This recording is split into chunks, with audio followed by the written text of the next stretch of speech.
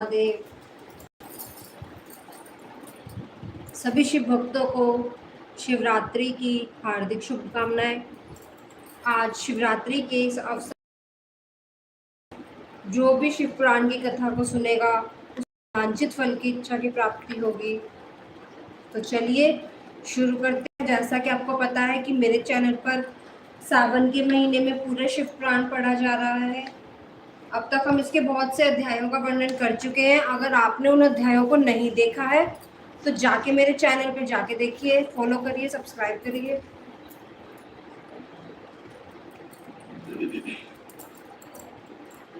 तो शिव का नाम लेके हम शुरू करते हैं। तीसवां अध्याय, देवताओं का शिव जी के पास जाना। सनत कुमार बोले, हे व्यास जी, इस प्रकार ब्रह्मा जी सभी देवताओं के साथ मिलकर शिवलोक पहुंचे और वहां शिव भगवान ने उन्हें घेर लिया। गणों ने उन्हें घेर लिया। भगवान शिव अपनी प्रिया देवी पार्वती के साथ सिंहासन पर बैठे हुए थे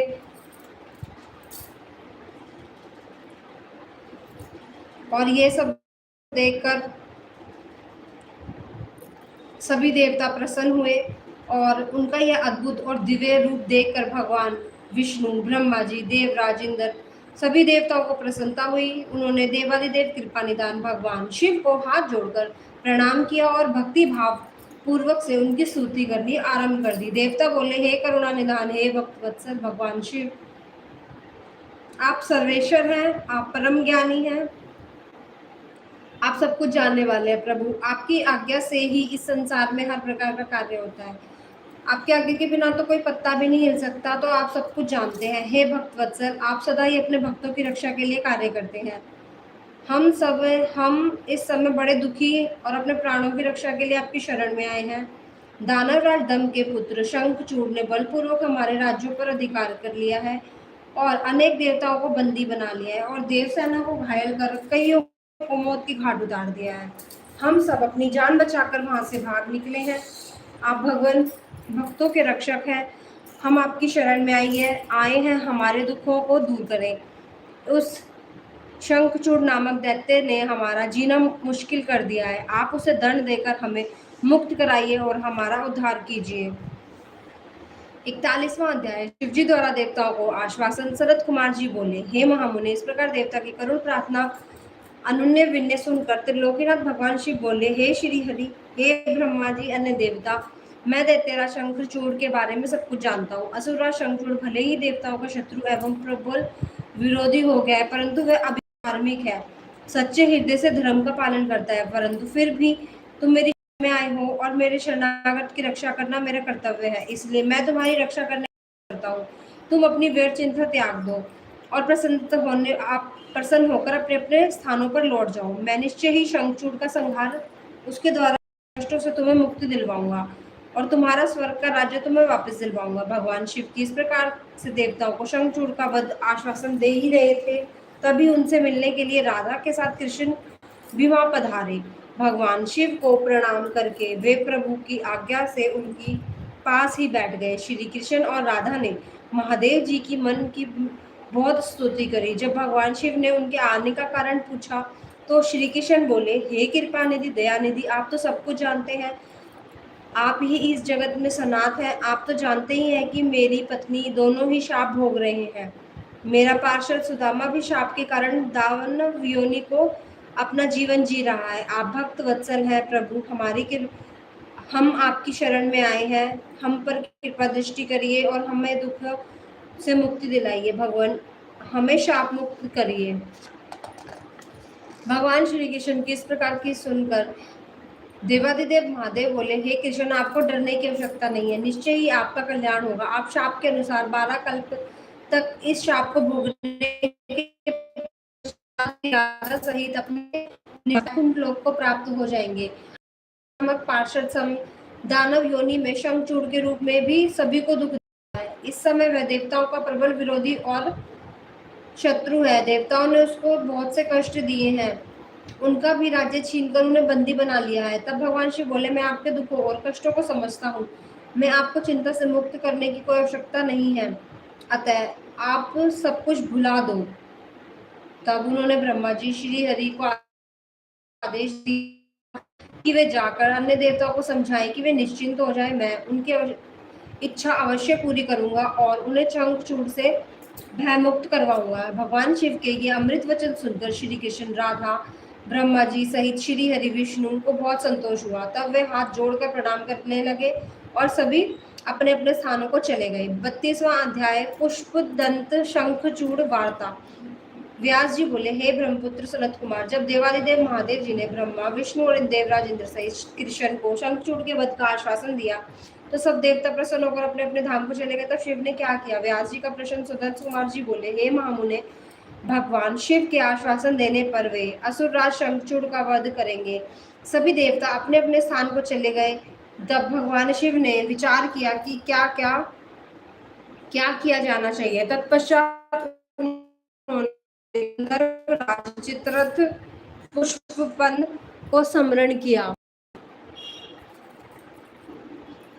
स्मरण करते ही पुष्पदंत तुरंत वहां शिव जी के सामने उपस्थित हो गए। पुष्पदंत ने हाथ जोड़कर महादेव जी को प्रणाम किया, उनकी स्तुति की। तत्पश्चात पुष्पदंत हाथ जोड़कर बोले, हे देवादिदेव, कृपा निधान, करुणा निधान, मेरे लिए क्या आज्ञा है? मैं आपकी आज्ञा शिरोधार्य कर उसे यथाशीघ्र ही पूरी करूंगा। यह सुनकर भगवान शिव ने पुष्पदंत को अपना दूत बनाकर शंखचूड़ के पास भेजा। अपने आराध्य भगवान शिव की आज्ञा पाकर पुष्पदंत तुरंत ही वहां से असुरराज शंखचूड़ के नगर की ओर चल दिए। पुष्पदंत शंखचूड़ के नगर पहुंचकर उसने उनसे मिला और बोला कि हे असुरराज, मैं त्रिलोकीनाथ भगवान शिव का दूत बनकर उनका संदेश लेकर आपके पास आया हूँ। उन्होंने कहा, आप यथाशीघ्र देवताओं को उनका राज्य वापस सौंप दे, अन्यथा भगवान शिव के साथ युद्ध करें। युद्ध में उनके हाथों आपका वध निश्चित है। मैंने भगवान शिव के सभी वचन आपसे कह दिए हैं। आप जो संदेश उन्हें देना चाहें मुझे बता दें, मैं आपका संदेश भगवान शिव तक पहुंचा दूंगा। पुष्पदंत नामक युद्ध की बातें सुनकर असुरराज शंखचूड़ बोला, हे मूर्ख, क्या मुझे बेवकूफ समझते हो? जाकर अपने स्वामी से कह कि मैं देवताओं को उनका राज्य वापस नहीं दूंगा। मैं वीर हूँ, उनसे डरता नहीं हूँ। अब शिव और मेरा सामना युद्ध भूमि में ही होगा। असुरराज शंखचूड़ के ऐसे वचन सुनकर पुष्पदंत मनी मन क्रोध की सारी सीमाएं पार कर गया, परंतु अपने स्वामी की आज्ञा के बिना वह कुछ नहीं करना चाहता था। चुपचाप शिव जी के पास लौट आया। 33वां अध्याय भगवान शिव की युद्ध यात्रा। ब्रह्मपुत्र सनत कुमार जी बोले, हे महर्षि, जब भगवान शिव का पुष्पदंत नामक दूत शंखचूड़ की नगरी से वापस आया तो कैलाश पर्वत पर जाकर उसे सारी बातें बताई। तब दूत के इन वचनों को सुनकर शिव जी को बहुत क्रोध आया। भगवान शिव ने अपने वीर साहसी गणों को, अपने दोनों पुत्र कार्तिक गणेश को बुलाया और उन्होंने भद्रकाली सहित अपनी पूरी गण सेना को युद्ध के लिए तैयार होने की आज्ञा दी। भगवान शिव की आज्ञा के अनुसार उनके वीर गणों और पुत्रों ने युद्ध की सभी तैयारियां शीघ्र पूरी करी और आकर इस बात से भगवान शिव को अवगत कराया। जब त्रिलोकीनाथ भगवान शिव ने अपनी दैव सेना और गणों के साथ दैत्यराज शंखचूड़ की नगरी की ओर प्रस्थान किया, पूरी शिव सेना प्रसन्न मन से भगवान शिव की जय जयकार करती हुई आगे बढ़ रही थी। उनके प्रिय पुत्र गणेश और कार्तिकेय सेना के अधिपति के रूप में अपनी सेना का नेतृत्व कर रहे। भगवान शिव की सेना में 8 भैरव, 8 वसु, एकादश रुद्र और 12 सूर्य भी सम्मिलित थे। अग्नि, चंद्रमा, विश्वकर्मा, अश्वनी कुमार, कुबेर, यम, नैऋतिक, नलकुबर, वायु, वरुण, बुध, मांगलिक ग्रह, नक्षत्र भी भगवान शिव की सेना की ओर शोभा बढ़ा रहे थे। उनकी सेना में देवी भद्रकाली, जिनकी 100 भुजाएं थी, अपने पार्षदों के युद्ध भूमि के और प्रस्थान कर रही थी। भद्रकाली जीव देवी एक योजन लंबी और चलायमान थी। उनके हाथों में शंख, चक्र, गदा, पद्म, खड़ग, चर्म, धनुष, बाण आदि अनेक वस्तुएं थी। भद्रकाली देवी के हाथ में एक योजन का गोल खप्पर, एक में आकाश को स्पर्श करने वाला लंबा त्रिशूल और अनेक शक्तियां विद्यमान थी। देवी भद्रकाली का अनुसरण करते हुए एक साथ 3 करोड़ योगिनी, 3 करोड़ डाकनियां भी थी, जो अपनी सेना को साथ लेकर शंखचूड़ की असुर सेना को मजा चखाने के लिए जोर शोर से चल रही थी। इस प्रकार त्रिलोकीनाथ भगवान की विशाल सेना, देव सेना, जिसमें हजारों वीर बलशाली गण विद्यमान थे, पूरे मनोयोग के साथ युद्ध स्थल की ओर बढ़ रहे थे। तब भगवान शिव ने अपनी सेना को एक वट वृक्ष के नीचे कुछ देर विश्राम करने के लिए कहा और स्वयं भी उसी वट वृक्ष के नीचे आसन लगा के बैठ गए। 34वां अध्याय शंखचूड़ की युद्ध यात्रा। सनत कुमार जी बोले, हे व्यास जी, उधर दूसरी ओर जब भगवान शिव का दूत पुष्पदंतासुर राज शंखचूड़ के पास से वापस लौटा, तब असुरराज के पास पहुंचा। उसने तुलसी को बताया कि हे देवी, अब मुझे कल सुबह युद्ध के लिए प्रस्थान करना होगा। यह सुनकर देवी तुलसी रोने लगी। शंखचूड़ ने उन्हें ढांढस बंधाया और कहा कि वीरों की पत्नियां रोकर नहीं बल्कि हंसकर उन्हें विदा करती है। यह सुनकर तुलसी ने अपनी आंखों पोंछी। प्रातःकाल जागकर असुरराज शंखचूड़ ने अपने राज दरबार का उत्तरदायित्व अपने पुत्र को सौंप दिया और देवी तुलसी से पुत्र की सहायता करने के लिए कहा। फिर दैत्यराज शंखचूड़ ने अपनी विशाल सेना का युद्ध करने के लिए आह्वान किया। अपनी स्वामी दैत्यराज शंखचूड़ को बुलाने के लिए विशाल दैत्य सेना पल भर में संगठित हो गई। उस असुर सेना में अनेक वीर पराक्रमी योद्धा थे। वे युद्ध करने के लिए सुसज्जित हो गए। दैत्य सेना का मनोबल ऊंचा था। वे अत्यंत गर्वित थे, सोच रहे थे कि युद्ध में अवश्य ही जीतेंगे। मौर्य कालिके नामक 3 वीर असुर सेनापति के रूप में दैत्य सेना का प्रतिनिधित्व कर रहे थे। उस विशाल 3 लाख अक्षौहिणी सेना को देखकर बड़े बड़े वीर पल भर में भयभीत हो जाते थे। असुरराज शंखचूड़ अपनी विशाल दैत्य सेना को देखकर बहुत खुश हो रहा था। तब युद्ध के लिए प्रस्थान करती हुई सेना का नेतृत्व स्वयं असुरराज शंखचूड़ ने आगे आकर किया और उनके पीछे वाले रथ में दैत्य के गुरु शुक्राचार्य उनका मार्ग प्रशस्त कर रहे थे। इस प्रकार अपने स्वामी शंखचूड़ की जय जयकार का उद्घोष करती हुई वह राक्षस सेना तीव्र गति से आगे बढ़ रही थी। चलते चलते काफी समय बीत गया। आखिर कुशभद्रा नामक नदी के किनारे एक अक्षय वट वृक्ष के नीचे दैत्य सेना ने अपना डेरा लगाया। वहीं से कुछ दूरी पर देव सेना ने भी अपना डेरा लगाया हुआ था। 35वां अध्याय, शंखचूड़ के दूत और शिवजी की वार्ता। शरद कुमार जी बोले, हे व्यास जी, इस प्रकार देवताओं की सेना को लेकर भगवान शिव और राक्षसों की सेना के साथ असुरराज शंखचूड़ अपने अपने निवासों को छोड़कर युद्ध करने के लिए यात्रा करते करते रास्ते में रुक गए और दोनों सेनाएं कुछ ही दूर पर रुकी थी। तब दैत्यराज शंखचूड़ ने अपने एक दूत को संदेश देकर भगवान शिव के पास भेजा। दैत्यराज शंखचूड़ का दूत भगवान शिव के पास पहुंचा और बोला, हे शिव, मैं दैत्यराज शंखचूड़ का दूत हूँ और उनका संदेश लेकर आपके पास आया हूँ। मेरे स्वामी ने कहलवाया है कि वे यहाँ आ गए हैं। अब आपकी क्या इच्छा है? तब दैत्यराज के उस दूत को शिवजी ने बोला, दूत, तुम जाकर अपने स्वामी शंखचूड़ से कहो कि देवताओं के साथ शत्रुता छोड़कर उनसे विनम्रता कर ले, मित्रता कर ले, उनका हड़पा हुआ राज्य वापस दे दे, सुखपूर्वक अपने राज्य को शासन करे। दैत्य कि वे शुद्ध कर्मी महर्षि कश्यप की संतान है और उन्हें ऐसा करना शोभा नहीं देता, इसलिए वे असमय समय रहते मेरी समझाई हुई बात को समझ जाए, अन्यथा उनके परिणाम दानवों के लिए बहुत घातक सिद्ध होंगे। भगवान शिव के इस प्रकार के वचन सुनकर वह दूत पुण्य बोला, हे देवादिदेव, हालांकि आपकी बातों में कुछ सच्चाई है, परंतु क्या हमेशा हर बात में असुर ही गलत होते हैं? देवता हमेशा सही होते हैं, उनकी कभी कोई गलती नहीं होती। आपके अनुसार सारे दोषों असुरों में ही है, जबकि वास्तविकता में ऐसा बिल्कुल भी नहीं है। दोष केवल असुरों में नहीं, देवताओं में भी है। मैं उनका पक्ष लेने के बारे में आपसे पूछता हूँ कि मधु और कैटभ नाम के सिर को किसने काटा? त्रिपुरों को युद्ध के पश्चात क्यों भस्म किया गया? क्या आपसे ही देवताओं और दानवों के पक्षपात करने आए हैं? आप देवताओं का ही कल्याण करते हैं, जबकि ईश्वर होने के नाते आप देवताओं और असुरों दोनों के लिए ही आराध्य हैं। इसलिए आपको किसी एक संबंध में नहीं बल्कि दोनों के हितों के बारे में सोचना चाहिए। शंखचूड़ के दूत के ऐसे वचनों को सुनकर कल्याणकारी शिव बोले, दूत, तुम्हारी यह बात पूर्णतः गलत है। मैं देवताओं और दानवरों में कभी भेद नहीं करता। मैं तो सदा अपने भक्तों के अधीन हूँ। मैं सदैव अपने भगत का ही कल्याण करता हूँ और उनके अभिष्ट कार्य करने की सिद्धि करता हूँ। मुझे देवताओं पर आए संकट को दूर करना है, इसलिए मुझे असुरों से युद्ध करना ही होगा। तुम जाकर इस बात को असुरा चंद्रचूड़ को बता शंखचूड़ को बता दो। यह कहकर भगवान शिव चुप हो गए और दूत अपने स्वामी के पास चला गया। 36वां अध्याय, देव दानव युद्ध। व्यास जी ने शरद कुमार जी से पूछा, हे ब्रह्मपुत्र, जब भगवान शिव का संदेश लेकर दैत्यराज शंखचूड़ का दूत वापस आया, अपने स्वामी शंखचूड़ के पास चला गया, तब क्या हुआ? उस दूत ने शंखचूड़ से क्या कहा और उस दूत ने सारी बातें जानने के पश्चात दैत्यराज शंखचूड़ ने क्या किया? कृपया मुझे सब बताइए।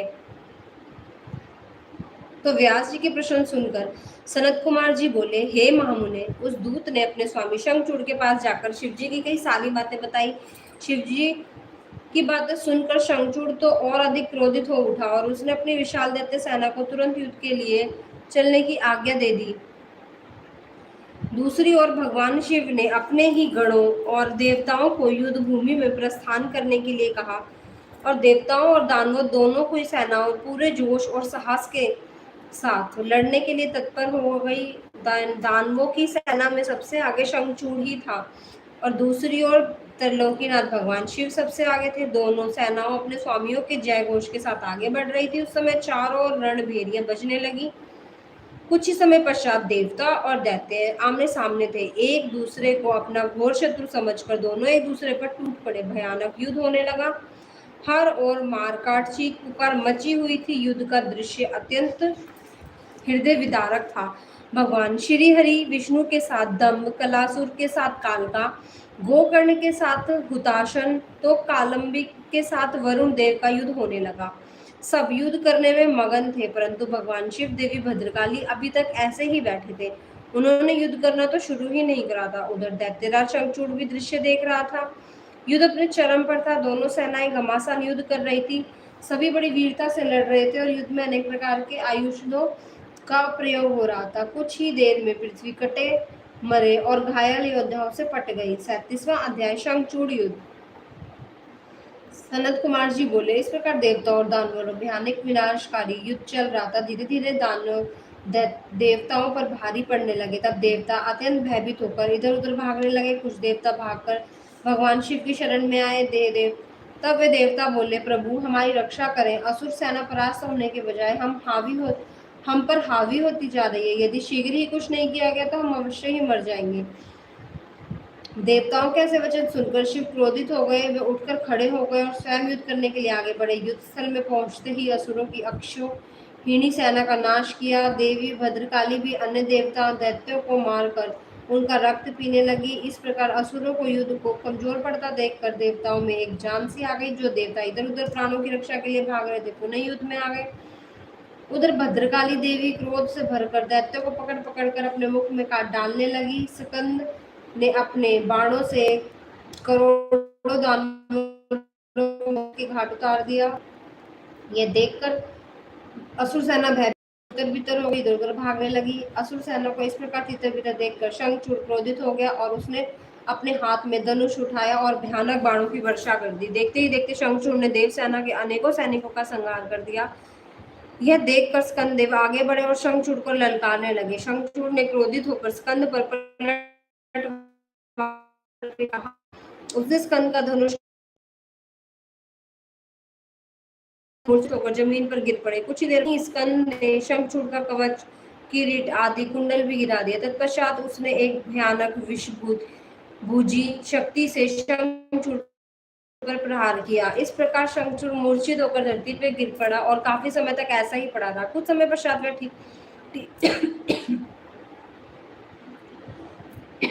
ठीक होकर पुनः युद्ध करने के लिए लगा। इस बार उसने भगवान शिव के पुत्र कार्तिकेय को अपना निशाना बनाया और उस पर भयानक शक्ति का प्रहार किया, जिससे कार्तिक बेहोश होकर जमीन पर गिर पड़ा। तब कार्तिकेय को इस प्रकार धरती पर बेहोश देखकर देवी भद्रकाली उन्हें गोद में उठा लिया। उनकी दशा देखकर शिवजी ने अपने कमंडल का जल छिड़का और जल छिड़कते ही कार्तिकेय उठ बैठे और पुनः युद्ध करने के लिए चल दिए। दूसरी ओर वीरभद्र और शंखचूड़ का भयानक युद्ध चल रहा था। यह कह पाना कठिन था कि से अधिक वीर और बलशाली कौन है एक दूसरे से, पर वे बड़े शक्तिशाली ढंग से प्रहार कर रहे थे। देवी भद्रकाली भी पुनः युद्ध में आकर दानवों का भक्षण करने लगी। 38वां अध्याय भद्रकाली शंखचूड़ युद्ध। सनत कुमार जी बोले, हे व्यास, जब देवी भद्रकाली ने युद्ध भूमि में जाकर सिंहनाद कर दिया, जिससे डरकर अनेक दानव मूर्छित हो गए और भद्रकाली अपने तेज और नुकीले दांतों से दानवों का रक्त चूसना शुरू कर दिया। ये देखकर युद्धरत दानव भय से आतंकित हो उठे और वे डर कर इधर उधर भागने लगे। ये देखकर दानवराज शंखचूड़ देवी भद्रकाली से युद्ध करने के लिए आगे आया।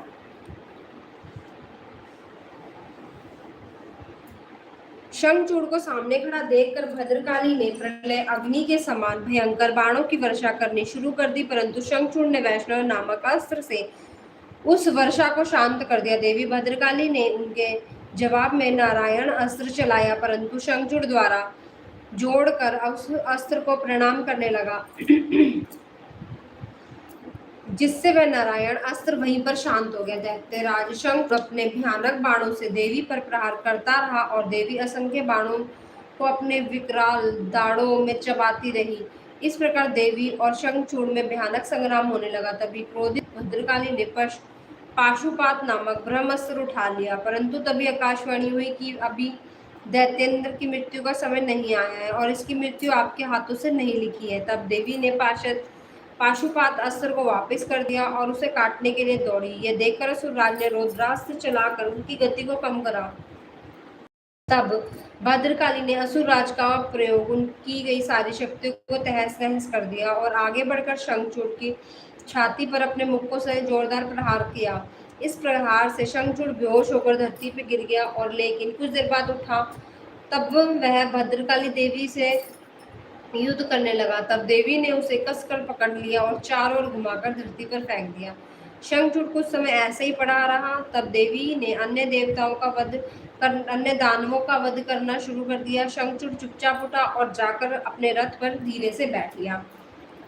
39वां अध्याय शंखचूड़ की सेना का संहार। व्यास जी बोले, हे ब्रह्मपुत्र सनत कुमार जी, जब देवी भद्रकाली द्वारा युद्ध में घायल होकर शंखचूड़ पुनः अपने रथ पर जाकर बैठ गया, तब क्या हुआ? भगवान शिव ने जो उस युद्ध में असुरराज शंखचूड़ का वध करने के लिए आए थे, क्या किया? कृपया मुझे बताइए। व्यास जी की इस जिज्ञासा को शांत करते हुए सनत कुमार जी ने कहा, आरंभ हे महामुनि, जब देवी भद्रकाली ने असुरराज शंखचूड़ को उठाकर बलपूर्वक जमीन पर पटक दिया तो कुछ समय बाद शंखचूड़ इस धरती पर पड़ा रहा, मानो मूर्छित हो गया। तब देवी जाकर दानवों की भांति टूट पड़ी।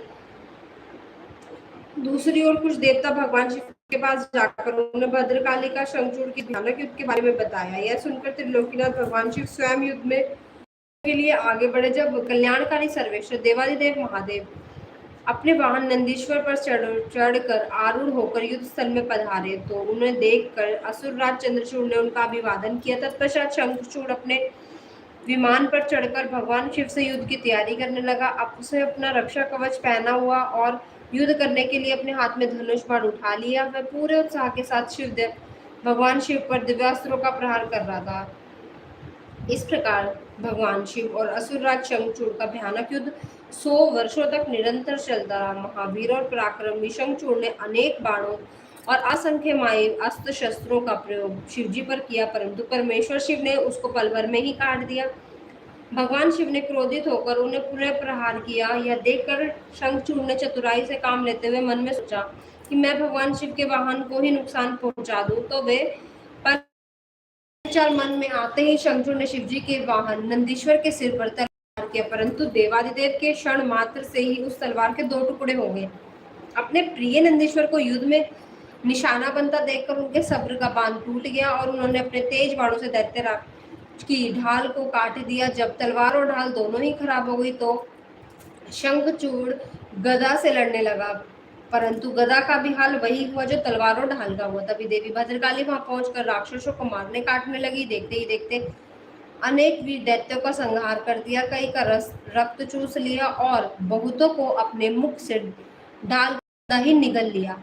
अपनी विशाल दैत्य सेना का इस प्रकार सर्वनाश होता देख शंखचूड़ को अत्यधिक पीड़ा हुई। उसका दर्द तब और भी बढ़ गया। उसने अपने साहसी वीर राक्षसों को प्राण बचाने के लिए जहां तहां भागते हुए देखा। 40वां अध्याय शिवजी द्वारा शंखचूड़ वध। सनत कुमार जी बोले, हे व्यास जी, अपनी विशाल सेना का इस प्रकार संहार होता हुआ देखकर असुरराज शंखचूड़ अत्यंत क्रोधित होकर निरंतर उन पर अस्त्रों का प्रहार करने लगा। तत्पश्चात उसने अपनी माया का प्रयोग करते हुए सभी देवताओं सहित देवादिदेव भगवान महादेव को भयभीत करने का प्रयास करा, परंतु इस जगत के स्वामी को भला कौन डरा सकता है। जब महादेव जी उसकी माया से तनिक भी भयभीत नहीं हुए और उन्होंने शंखचूड़ पर अनेक दिव्य शक्तियों से प्रहार कर दिए, जिसके फलस्वरूप शंखचूड़ की पर माया पल भर में ही विलुप्त हो गई। क्रोधित महादेव जी ने दैत्येंद्र का वध करने के लिए अपने हाथ में त्रिशूल उठा लिया और त्रिशूल से प्रहार करने आगे बढ़े। तभी आकाशवाणी हुई कि सिर्फ शिवजी के लिए ही थी। आकाशवाणी बोली कि हे कल्याणकारी शिव, आप तो सर्वेश्वर, इस जगत के स्वामी, आपकी आज्ञा के बिना तो जगत में कुछ भी नहीं हो सकता। भगवान, आप इस तुच्छ राक्षस का वध करने के लिए त्रिशूल का प्रयोग क्यों कर रहे हैं? इसे मारने के लिए आप बहुत ही आसान है भगवान, आप तो सब वेदों के परम ज्ञाता है, सब कुछ जानते हैं। जब तक शंखचूड़ के पास विष्णु भगवान का कवच और पतिव्रता स्त्री है तब तक शास्त्र अनुसार ये अवध्य है। आकाशवाणी सुनते ही भगवान शिव ने अपने त्रिशूल को तुरंत ही रोक दिया और श्री हरि विष्णु का स्मरण किया और अगले ही क्षण हाथ जोड़कर उनके सामने उपस्थित हो गए और शिव जी ने विष्णु से इस संकट को दूर करने का आदेश दिया। तब एक ब्राह्मण का वेश बनाकर भिक्षा मांगने के लिए शंखचूड़ के पास पहुंच गए और वहां विष्णु जी ने भिक्षा मांगी कि शंखचूड़ ने पूछा, हे ब्राह्मण देव, आपको क्या चाहिए? मैं अवश्य ही दूंगा, परंतु पहले ये बताइए तो सही आप क्या चाहते हैं। तब ब्राह्मण का रूप धारण करे विष्णु जी ने बोला, प्रतिज्ञा करो कि जो मैं मांगूंगा तुम मुझे दोगे। इस प्रकार शंखचूड़ ने ब्राह्मण को इच्छित वस्तु देने का वचन दे दिया। तब विष्णु जी ने उनसे उनका कवच मांग लिया। कवच लेने के पश्चात वे ब्राह्मण के रूप में दैत्यराज की पत्नी देवी तुलसी के पास गए। मायावी विष्णु देवताओं के कार्य को पूरा करने के लिए देवी तुलसी के साथ भक्ति पूर्वक व्यवहार करने लगे। दूसरी ओर जब भगवान शिव को अपनी दिव्य अलौकिक शक्ति द्वारा इस बात की ज्ञान हुई कि शंखचूड़ की रक्षा करने वाला कवच और उसकी पतिव्रता स्त्री की शक्ति उसके हाथ में नहीं रही, तो तुरंत ही उन्होंने अपना विजय नामक त्रिशूल उठा लिया और पूरी शक्ति से उस त्रिशूल से उसका प्रहार दैत्यराज पर करा। उस दिव्य त्रिशूल के प्रहार से पल भर में ही शंखचूड़ के प्राण पखेरु उड़ गए। दैत्यराज शंखचूड़ के मरते ही आकाश में दुंबियां बजने लगी, चारों दिशाओं में मंगल गान होने लगे और भगवान शिव पर आकाश से फूलों की वर्षा होने लगी। वहां उपस्थित सभी देवता भगवान शिव की स्तुति करने लगे और उनको धन्यवाद कहने लगे। असुरराज शंखचूड़ जी भगवान शिव के हाथों मृत्यु से को प्राप्त होकर अपने शाप से मुक्त हो गया। उसकी हड्डियों में से एक विशेष शंख की जाति बनी। उस शंख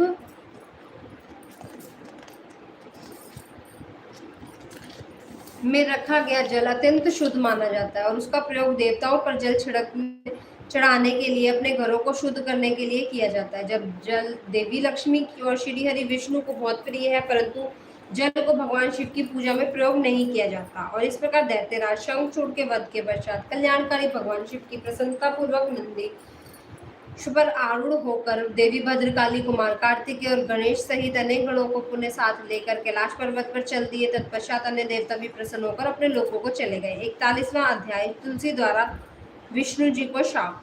व्यास जी बोले, सनत कुमार, भगवान शिव विष्णु ने तुलसी की पतिव्रता को किस प्रकार अपने अधीन कर लिया। किस प्रकार पतिव्रता धर्म का पालन करने वाली देवी तुलसी एकाएक धर्म विमुख होकर अधर्म का आचरण करने लगी, कृपया मुझे बताइए। व्यास जी के प्रश्न सुनकर सनत कुमार बोले, हे महामुनि, देवताओं के हित का सदा ध्यान रखने वाले भगवान विष्णु ने अपने आराध्य भगवान शिव की आज्ञा पाकर उनके कार्य को पूरा करने के लिए अपना धैर्य माना। जब वे तुरंत ब्राह्मण का वेश धारण करके शंखचूड़ से उसका कवच ले आए, तत्पश्चात वे अतिशीघ्र दैत्यराज शंखचूड़ के नगर की ओर चल दिए।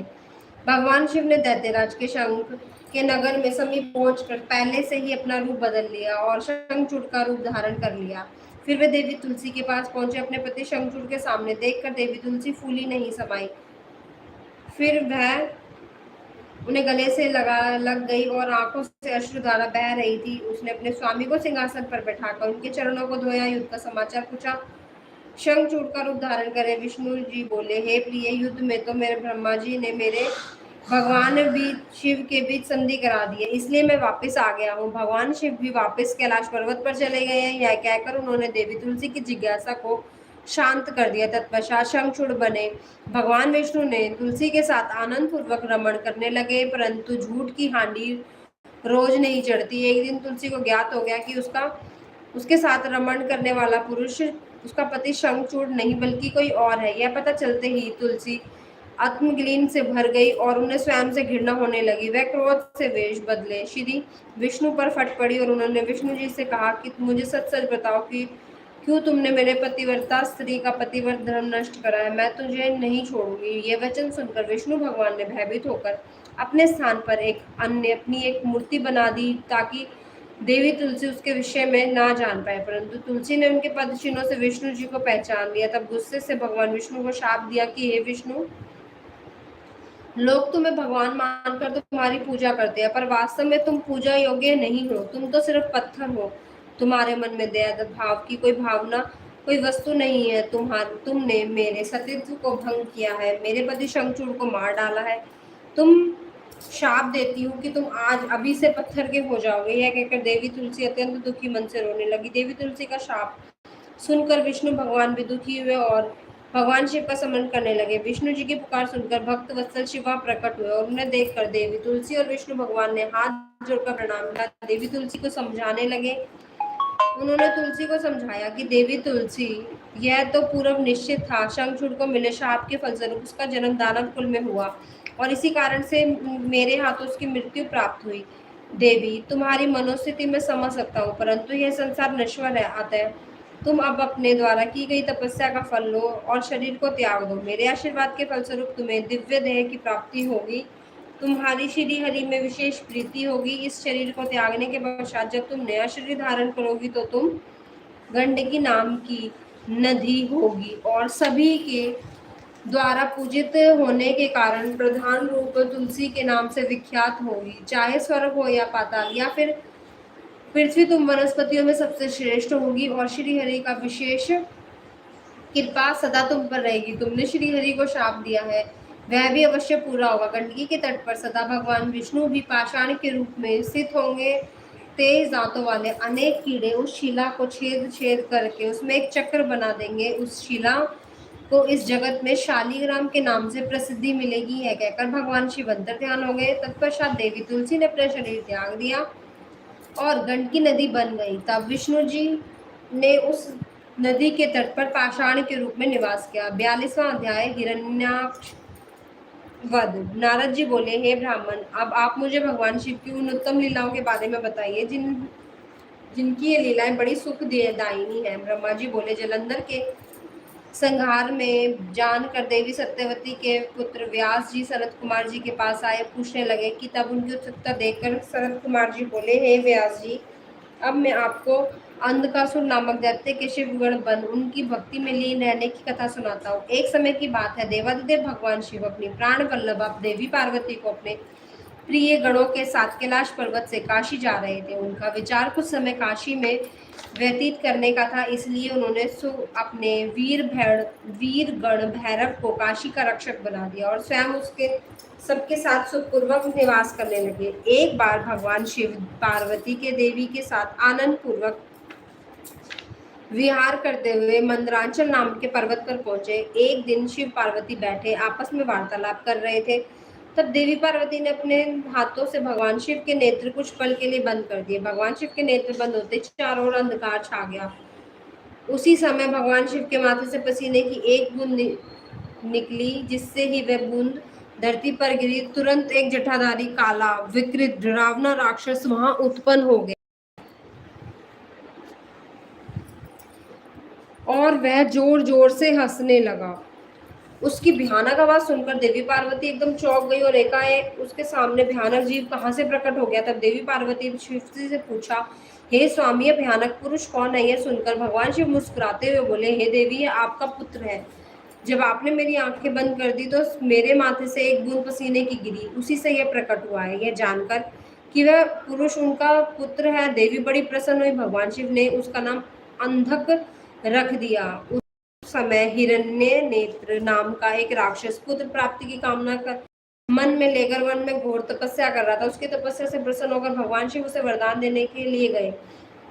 उसने भगवान शिव से एक बलवान वीर पुत्र की प्राप्ति की इच्छा प्रकट करी तो भगवान शिव ने उसे कहा, हे हिरण्यनेत्र, मेरे पुत्र अंधक बड़ा ही वीर और बलवान है। तुम चाहो तो मैं इसे तुम्हें सौंप सकता हूँ। भगवान शिव के पुत्र को अपना पुत्र बनाने के लिए वह राक्षस व्यग्र हो उठा और उस पुत्र को प्राप्त कर हिरण्यनेत्र बहुत प्रसन्न हुआ और उसे गले से लगा लिया। भगवान शिव पुत्र अंधक को हिरण्य को सौंपकर अपने धाम को चले गए। हिरण्यनेत्र अपने पुत्र अंधक को साथ लेकर अपने नगर को लौटा और उसको बहुत लाड़ प्यार से पालने लगा।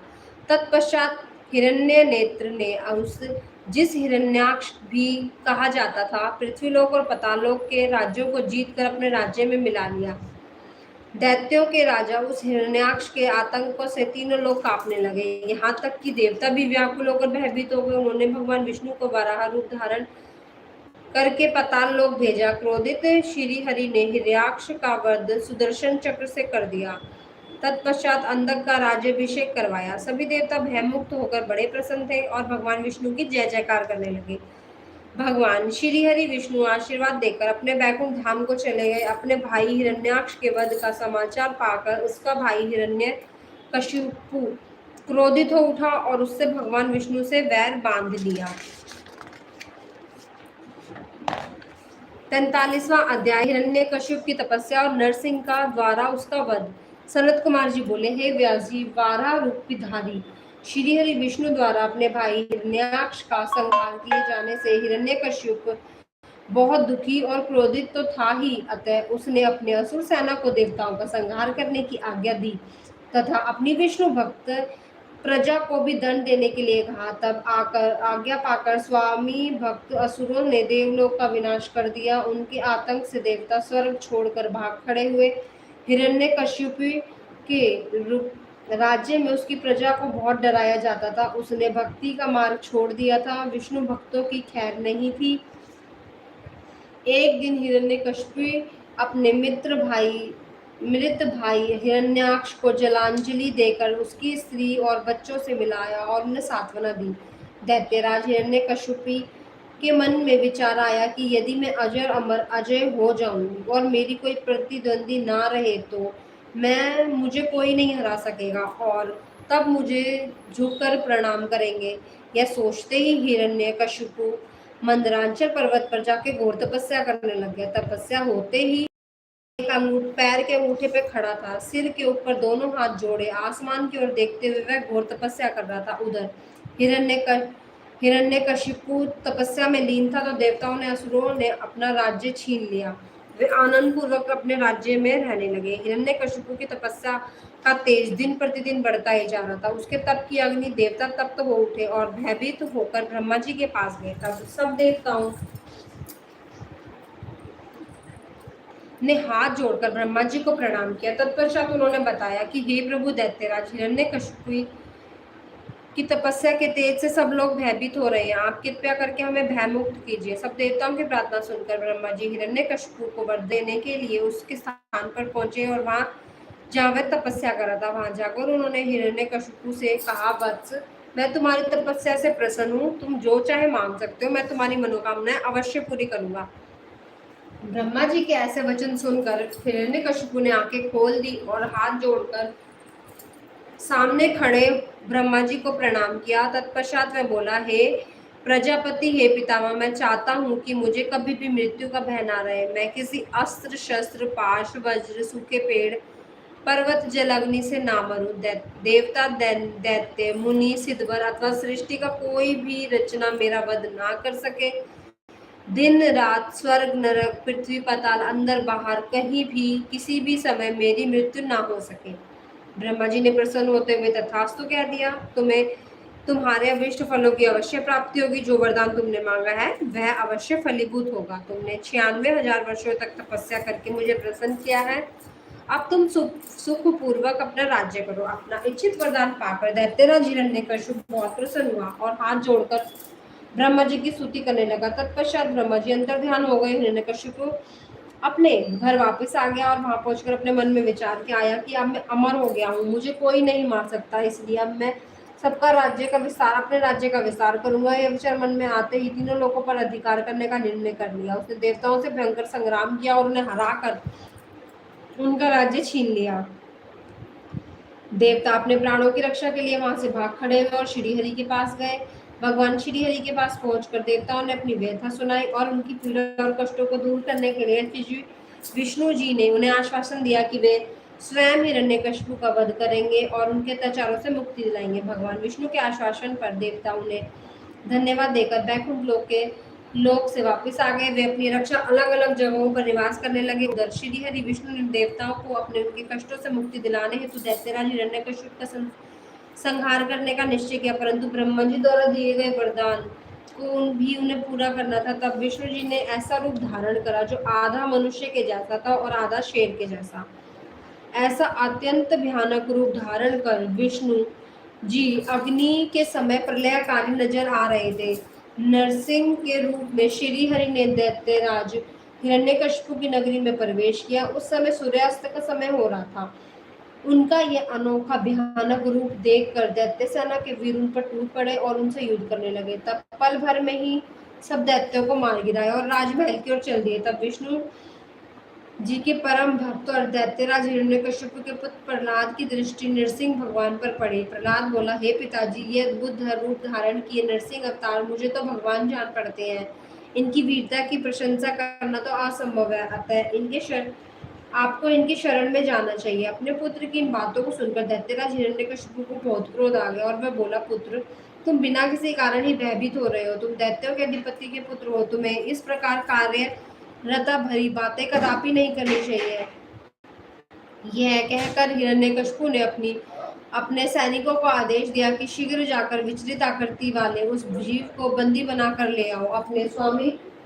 अपने स्वामी दैत्यराज हिरण्यकश्यप की आज्ञा पाकर उनके वीर दैत्यगण नरसिंह भगवान को पकड़ने के लिए दौड़े और उनके समीप जा पहुंचे और अब दैत्यराज स्वयं युद्ध करने के लिए आए, अपने अस्त्र शस्त्रों सहित आगे आए। नरसिंह और दैत्यराज हिरण्यकश्यप में बहुत भयानक युद्ध हुआ, परंतु भगवान नरसिंह के आगे दैत्यराज हिरण्यकश्यप की एक न चली। नरसिंह ने हिरण्यकश्यप को खींचकर अपनी जांघा पर लिटा लिया और उसकी छाती को अपने नाखूनों से चीर दिया। उसके प्राण पखेरु उड़ गए। तभी हिरण्यकश्यप के पुत्र प्रहलाद ने वहां आकर नरसिंह भगवान के चरणों में अपना सिर झुकाकर क्षमा याचना की। भगवान विष्णु ने प्रहलाद को आशीर्वाद देते हुए हिरण्यकश्यप का राज्य सौंप दिया। जैसे ही देवताओं को हिरण्यकश्यप के मारे जाने की सूचना मिली, वे प्रसन्न होकर नृत्य करते श्री हरि विष्णु की स्तुति करने लगे। आकाश में मंगल ध्वनि गूंजने लगी और फूलों की वर्षा होने लगी। इस प्रकार हिरण्यकश्यप का वध करने के पश्चात प्रहलाद को राज्य सौंप कर भगवान नरसिंह वहां से अंतर्ध्यान हो गए। तत्पश्चात सभी प्रसन्नता पूर्वक अपने अपने लोकों को चले गए। इससे आगे की कथा हम इससे अगले भाग में करेंगे। तब तक के लिए सभी शिव भक्तों को हर हर महादेव, ओम नमः शिवाय। हर हर महादेव, हर हर महादेव, ओम नमः शिवाय, ओम नमः शिवाय, ओम नमः शिवाय।